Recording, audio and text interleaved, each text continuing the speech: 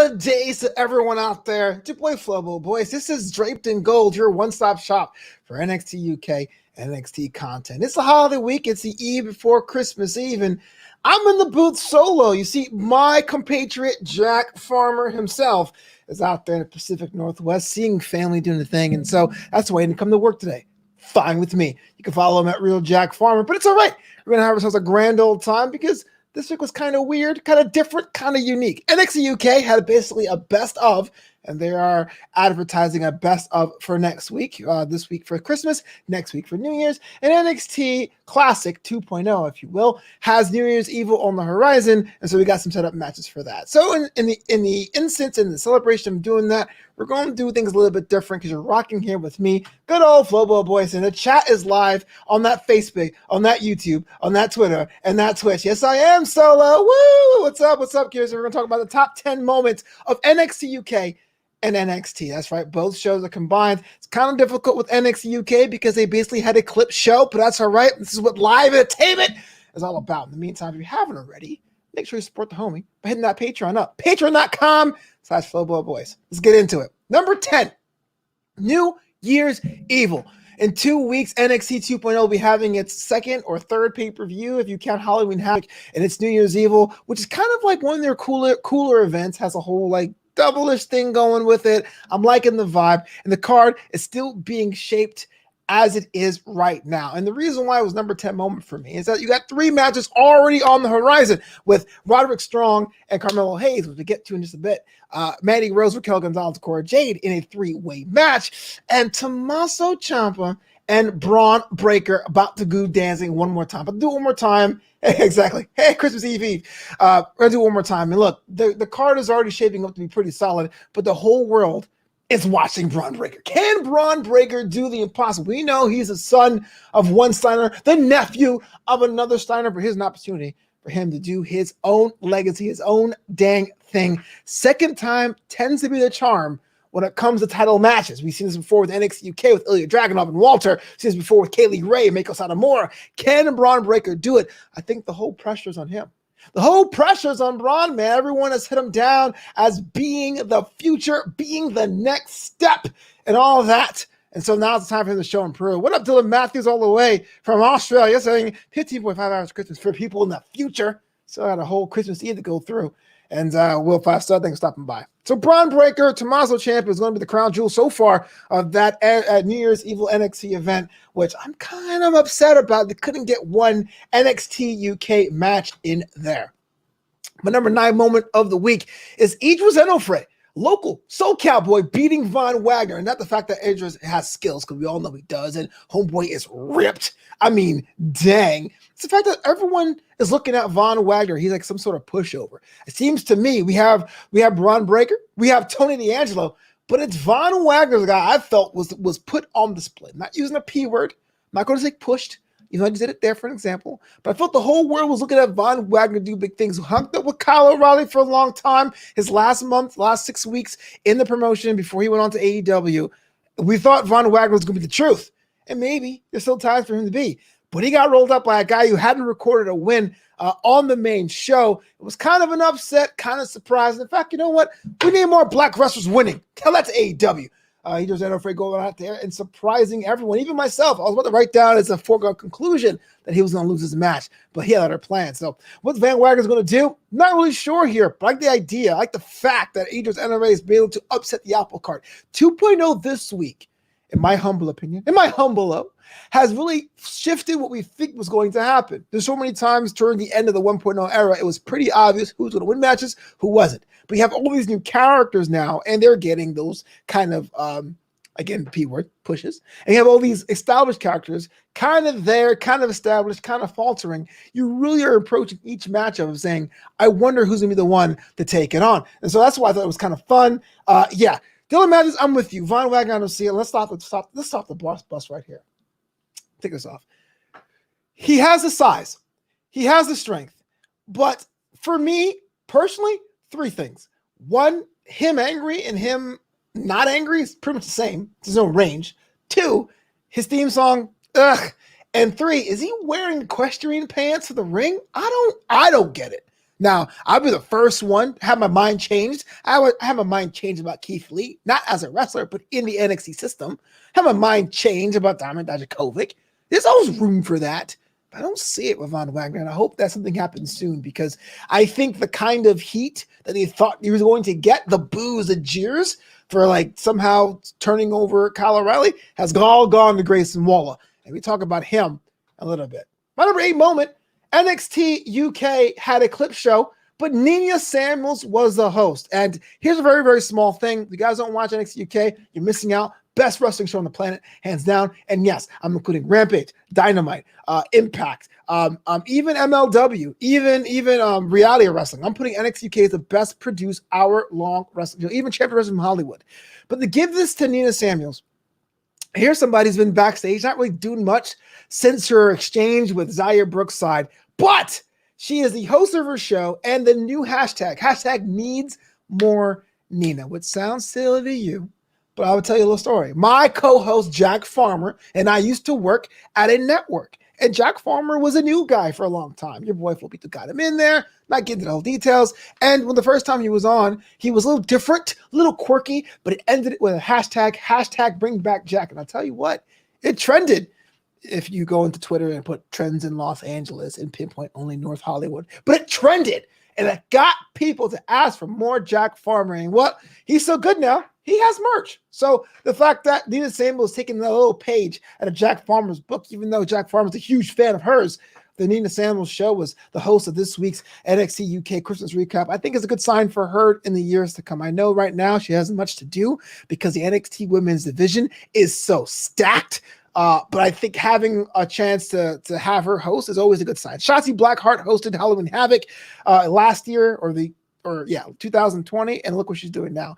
Dylan Matthews says, you can't put a good show's AEW Rampage in the same sentence. Now, that's kind of hot and spicy. I know this is an NXT show. I know this is an unspoken war or whatever, but the problem with Rampage, or say the solution for Rampage, is going to be something that no one's going to like, and that is you take some members of the roster and say they're Rampage exclusives, which sounds like a brand split, because it is. Because Friday at 10 is never good. Writing and wrestling doesn't do well in particular. People always say, well, what about the time where SmackDown was on Friday nights? One of the worst ratings it ever had. The difference being with Fox now, I won't get into the whole machinations of corporate warfare, is that when it sliced off the studio to Disney, Fox needed to build up its news and sports division. So Fox, as a sports network, doesn't have that same trappings of trying to program a purely entertainment network. Yes, Fox has 911 and all those shows, but it really is sports and news. So I look at the Friday night My TV era SmackDown when no one watched it, and I go, why would you put a show on Friday nights? I mean, I don't. Unless you're giving me a main event match every week, unless your Friday show is your main show, it's kind of asking for it. But it's not really an AEW show, not doing that. Number 7 for me this week, definitely that street fight, the final chapter. I rolled my eyes going into this match last week. I said, man, how many times can we have Dakota Kai and Raquel Gonzalez go at each other? Dakota Kai has proven she is a workhorse. Raquel Gonzalez, La Chingona, she calls herself, is already established as a former champion, and she has a bit of a presence on that brand. Maybe not much where to go, and we'll see that with her New Year's Evil match with Cora, Jade, and Mandy Rose. But these two did not need to fight again. But what I got was a dope ass match. We're talking about the kind of brutality that you see that works for NXT 2.0. It pushes the envelope of what it does, but not to the point where you're going or cringing, oh my gosh, I hope they didn't really kill each other. For example, that slam on the steel steps is still a slam, kind of safe from a performance standpoint, but it had enough to be like, this means business. Hard hitting. I think they ever come out with a DVD. Do they still do DVDs? Or a Peacock special, a prime target of the trajectories of these two women. This may be their greatest rivalry. It needs to end for now. They can revisit it years from now, maybe at a super showdown somewhere.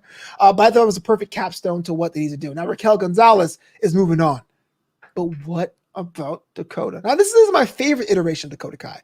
I liked it when she first turned on Tegan Nox, and she was all about that team kick stuff. I like that version of her better, but still an underused talent that can wrestle with everyone, but at the same time doesn't fit anywhere. Some say main roster. I say Raw needs the bodies. Why not? NXT still needs a little bit of help on their 205 side. But the question is, will that be seen as an insult for someone on the level of Dakota Kai? Choice is hers on that level, but if I was a mysterious GM, because I'm not really sure if Regal still has a job, I don't really know, I will put Dakota Kai on top of the NXT division. Look, Mandy Rose is fantastic. Toxic Attraction is great, but Toxic Attraction is now solidified as a unit. Whether or not you like Gigi Dolan or you like JC Jane or you like Mandy Rose, they are a unit. They don't necessarily need the titles now. And if you have to sacrifice the title, I'd rather you sacrifice the NXT title, the tag team title, because I don't think those ladies need it more. But it has to be some time when you have Dakota Kai at the top. You know, on our sister show, Mac Maney, we worry about the curse, the workhorse, the Dolph Zigglers, the Bobby Roode of the world. If Dakota Kai isn't going to get gold soon, she may be in that category. Just putting it out there. Number 6 for me, Brian Kendrick, baby. Didn't think he was going to wrestle ever again on TV. No idea, but to his credit, is being used as angle with Harlan and Joe Gacy. Joe Gacy has cooled off a bit in my eyes, but when it came down to 2.0 and the new talent, I finally understood what these new characters were through Joe Gacy first, and that's why he's important. Harlan, Parker Bordeaux, is someone that we haven't seen do too much in NXT, and I think Brian Kendrick will be the guy to give it to him. Here's somebody that has a pedigree. People know who he is. If you watch 205 Live back when it was a Cruiserweight show, Brian Kendrick, basically held up that entire brand by himself, along with a small group of wrestlers like did it been Jack Gallagher? Remember him? Woo! I'm going back. Anyway, the match is going to be great. Brian Kendrick is small enough and professional enough to be thrown around and ragdolled, which I'm pretty much sure is going to happen next week. And then Harley will probably solidify himself as the muscle. And we have a brand here where there's so many kinds of muscles, with like Trick Williams on one side, back when even Gargano's rolling with Dexter Lumis. Do you need another muscle character? I say, why not? Sometimes they break out on their own. The WCW semi-fan of me remembers The Wall being way better than Berlin, you know. So give Parker a chance to shine. Brian Kendrick would be one to do that. Can't wait for the match with that. But we're on top 5. Top 5, baby, rolling through here. Draped in Gold. Thanks so much for rocking with me on the special Christmas edition. If you haven't already, hook a brother up, share, like, comment, drop a review on the iTunes and the Apple Podcast. Top 5 coming at you. Number 5, that NXT UK Women's Division. And let me tell you about something, bruh. Let me tell you. A year and a half ago, 2 years ago, on this show or on other shows, we would say, what was the top women's division on the planet? And it was unanimously NXT. People tell me that AEW's women's division is improving, and is some objective reason that it is improving, but the question or the problem I'm seeing now is not so much not having the talent, which was AEW's original problem, is giving them the time. There's a weird top of the card when it comes to the women's division, and all the mid card and lower card female talent are pretty much siphoned off to Dark and Elevation and all that stuff. NXT for a long time didn't do that, but now I'm seeing a lot of that happening now. NXT Classic has 205, which I basically told myself I have to watch more to see more of our female talent. Talking about the Erica Yans, the Amari Millers out there, the Ulysses Leons, the Valentina Ferrosis. Those are just more on 205. So when it comes down to women on a brand with a flat hierarchy, yeah, there's a champion, but everyone on any given match can really pull one through. It has to be NXT UK. I've been so thankful to be an advocate for that. I don't care if you're Amelia McKenzie, Stevie Turner, which is one of my favorites. Mel got a package, a recent package that changed her whole character on her head. Mako Satomura, the final boss. I mean, from top to bottom, there's just so much good talent on that brand, and it really is a hidden jewel for NXT UK. That's beyond the roster in total. That's beyond the tag team division having a legit division. That's beyond having a unique division in the Heritage Cup and having actual competitors vie for it. The NXT UK Women's Division is top of the chart, bar none. And I'm being honest with you. What up, Flap? How's it going, man? Thanks for coming out, man, on this episode of Draped and Go. So thankful to be a fan of the brand. I keep advocating for it. If you haven't seen it, go ahead and do it.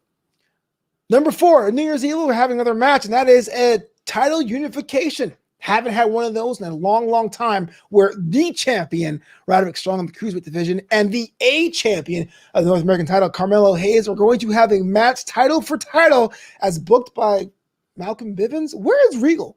Did he really quit? Is Regal done? Questions I have about that. One, title unifications are always fun. They're always great. And 2, that Cruiserweight title, as cool as it was was on fumes. It's even before the pandemic, I was wondering about the viability of the cruiserweight division when it moved to NXT. When it was a WWE cruiserweight division, they tried, it was a push for it. And then when that moved to NXT, I wonder, this is going to be an undercard title. The pandemic hits and we had the split title situation, the interim title run by Santos Escobar, the true title run by Jordan Devlin. And I go, wow, this is actually a cool story from like a storytelling standpoint. They had the match because she'd had it for a bit, and then it kind of just tapered off. So I'm kind of glad they're giving it a respectful end here. I'm almost positive the North American title will be the one that will survive this. The question becomes, will it be Diamond Mine or Carmelo Hayes? Diamond Mine needs that big splash. There's a group that runs roughshod. They have 4 different stories working at once with the Creed brothers and Ivy Niles. So being the North American champion, Roderick Strong, could put a whole new spin on things and thumb the nose at Kyle O'Reilly. But Carmelo Hayes has started to win me over in his heel persona. I was very bad about that. I poo-pooed it. But Carmelo Hayes has been great. Trick has been golden. Being the 8 champion, having that cockiness and swagger will be the one that may get newer, younger fans to tune into the show. I'm a little confirmed. I can't really call it down the middle. And Dylan Matthews says, did actually say it was title unification. Alabama is him versus champion. Yep, title for title, winner take all. That's how he ends it. Remember? Merry Christmas, ho, ho, ho. And the graphic came up. It's going to be title for title. So I don't know. I hope Carmelo wins this one. I do think that he needs it more to say he beat Roderick Strong. But Diamond Mine needs gold too. And I'm not sure the Creed brothers are the guys quite yet, or Ivy Nile is the gal quite yet. So if they win, I wouldn't be mad. My money is on Carmelo. Top 3, baby. Well, you know, as a fan of NXT UK, it was really cool to see how each and every superstar celebrated their holiday. A lot of trees and apartments, apparently, but a lot of cool things to see on this edition of NXT UK. Got to give her up to my boy Ashton Smith. That sweater was on point, looking like a dope Chris Hemsworth. Chip Denning got some sunshine, the referee. No one ever gives referee any shine or love, and that was cool to see. And Sam Gradwell showing everyone that he's actually a paw, you know, and not always a jerk, but he called us a yogurt, so it's kind of a give or take kind of a thing. But the Christmas greetings from NXT UK, definitely top 3 for me. Worth seeing. If you've seen the matches that were recapped on this episode, you saw the Make Us Out of More Kelly Ray match, if you saw the Iron Man match between Devlin and A-Kid, you can watch it again if you want to, but definitely about the 35 to 40-minute mark, there was the first group of greetings. Check it out. You see how everyone celebrates the holiday. I think a lot of the other brands don't do that. That's why NXT UK is way more accessible. Top 2, baby, coming at you. This main event. 2.0 gave us a main event and a half. And everyone talks about War Games being 1.0 versus 2.0. This was 1.0 versus 2.0. Pete Dunne, kind of like my indie band that made it mainstream. Huge fan, lifelong fan. Here's a guy I've always said can be put on any roster and be absolutely lethal. Now they had Tony Angelo, a character I didn't quite get. Thought it was borderline stereotypical if you were Italian American, but has made it his own and is one of the more popular characters on NXT. And they had a match, and I didn't even know that Tony Angelo's gimmick is a bit goofy. I believe for a second Tony Angelo was tough. Pete Dunne is a bruiserweight, but it didn't matter because he felt like he was a bigger competitor than what he was. That he was heavier than what he was. This match gave us everything, and it was fitting to be the main event. In fact, I was a little worried because the street fight between Raquel Gonzalez and Dakota Kai was so early. But what this gave us was a whole new look at what 2.0 can be. And I got a feeling there's going to be a groundswell in 2022 of 2.0 advocates. It's going to say, hey, man, give it another shot. It's different. It's quirky. It might great. It may not be in the conversation with wrestling fans hardcore, but it has come a long way from what it was in September.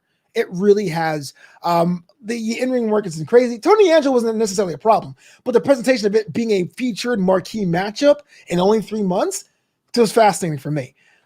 Bitter ends. I was so glad that Pete Dunne won. I was a little worried. I was a little worried that Pete Dunne was going to lose the match, but he did the best way. Pete Dunne shows the world. I love that Dylan Matthews doing both the Tony Angelo pinch fingers and the Pete Dunne, I felt that it was the right call having Pete Dunne win the match. The bitter end was just that cool of a move.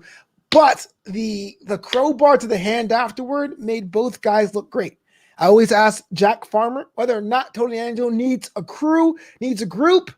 But you know what, Paisan? I don't think he does.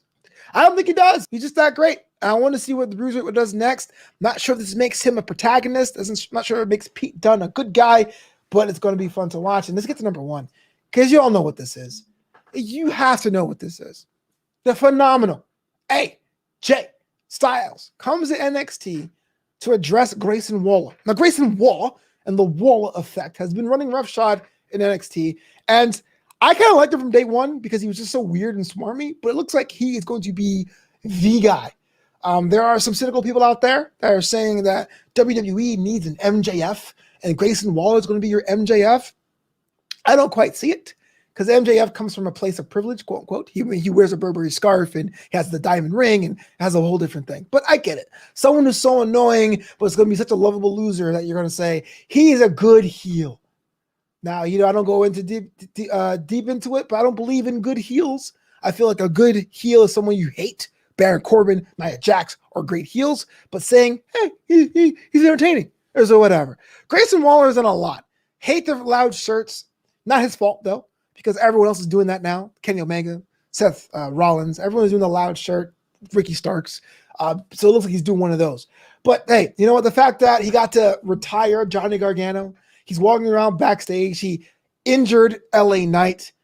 They're giving him a lot of tools to work with. And the only thing I can say is I hope it doesn't turn into a Billy Gunn 1999 situation where you were given the rocket and the straps and you dropped them both. The whole world's looking at Grayson Waller because AJ Styles is no pushover. And this scene, can I say, served both men. For too long, I thought AJ was with Almas. I like Almas as a competitor, but I was starting to see AJ as a tag team professional. Not to mention, he's one of the best in the world. He retired The Undertaker.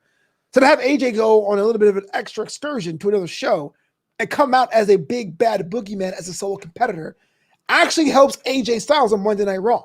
Actually says, you know what? This may be a Clash of the Titans when he actually fights Omos if they do that. So this was a scene that opened up my mind to what NXT 2.0 is going to be. I know they were saying it's supposed to prime people for the roster. The indie fed days are over, which from a business decision is pretty smart because indie wrestling is great, but it doesn't generate revenue. Fans watch it, they share it on YouTube, and they walk away.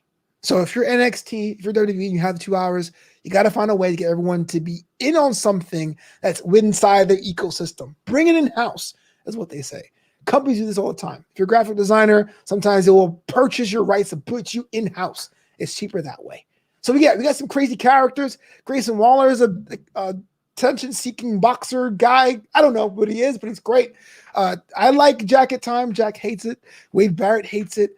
I'm a fan of Erica Yan on 205. There's so many characters now that are a lot more fun. Joe Gacy's interesting to listen to and watch. MSK has a whole new vibe. But what we got was a perfect example. And speaking of Riddle, having Riddle come down as like the stunt casting, this almost creating your own forbidden door inside WWE is Riddle with hubris. But I get it and I understand. Grayson Waller looks even bigger and badder. AJ Styles has reestablished himself as a singles competitor, at least in my eyes, and the segment definitely lit the fire on Twitter. So there you have it. There you go. Wade Barrett. If Wade Barrett was on NXT UK for some reason or any capacity, that would be the best commentary in wrestling, bar none. Not to say Nigel and Andy Shep aren't the best commentary team, because they are. Like evenly matched, but they complement each other. The best commentary team is on NXT UK, but Wade Barrett and those two will just go through the roof. That does it for me on this Christmas edition of Draped and Go. Tell Jack at Real Jack Farmer and say, come to work next week. It's your boy Flobo hanging out here. If you guys are a fan of the network on the youtube.com/Flobo Voice Network, the new Amsterdam Entertainment Network, I'll be back here in a short while for Commander's Log. That's a Star Trek Discovery after show. Yeah, I do that too. And if you're not, that's cool. Enjoy your holiday. Drink some eggnog. It's on me. And please stay safe. There are variants out here, brother. That's right. DrapedandGold.com. We'll see you next time.